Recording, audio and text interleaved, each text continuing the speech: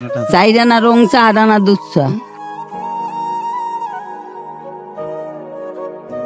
যে বয়সে নাতি নাতনি নিয়ে ঘরের মাঝে থাকার কথা, সেই বয়সে 70 বছরের আলিয়া বেগমের হাতে চায়ের কেতলি নিয়ে চা বিক্রি করছে হেঁটে হেঁটে। এই দৃশ্যটি দেখে খুবই অবাক হলাম। আলিয়া বেগম শাহ আলী মাজারে 1 কাপ চা বিক্রি করার জন্য এই বৃদ্ধ বয়সে ঘুরে বেড়াচ্ছে মানুষের দাঁড়ে দাঁড়ে।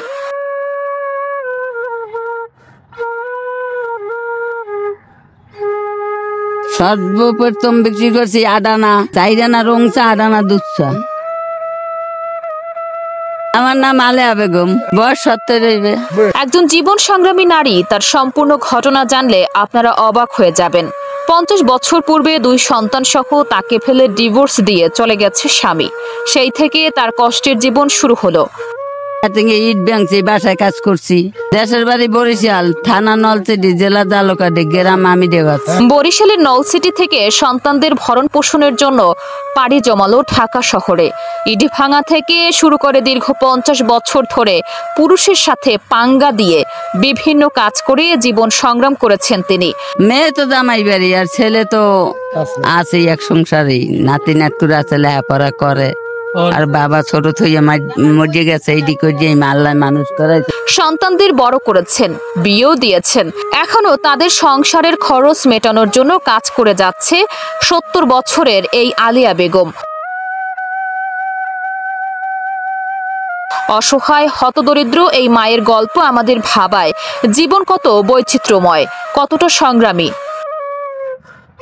তো আপনি কি এই সন্তানদেরকে ছোট কি আপনার স্বামী মারা গেছে?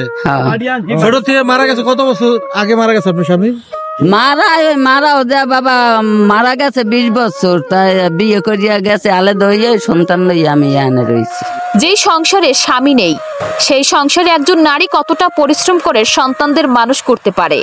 বাবা চলে গেলেও মা কখনো সন্তানদের ফেলে দিতে পারে না, তারই প্রমাণ রেখেছেন এই মা। এত পরিশ্রম করেও সেই মায়ের মুখে হাসি। হাঁটতে কষ্ট হয়, তবুও বিক্রি করে যাচ্ছেন চা। এমন এই পরিস্থিতিতে এই আলিয়া বেগমের পাশে এই সমাজের সচেতন মানুষগুলো যদি একটু পাশে থাকতো, তাহলে হয়তো তার জীবনে একটু সুখ চলে আসতো।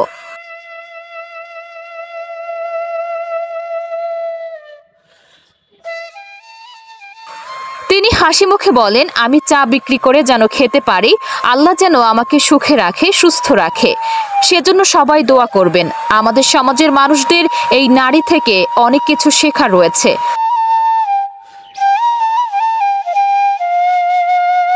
দর্শক, স্বপ্ন টিভির এই প্রতিবেদনটি আপনার কেমন লেগেছে সেটা কমেন্ট করে জানাবেন এবং এই বৃদ্ধ আলিয়া বেগমের জন্য সবাই দোয়া করবেন।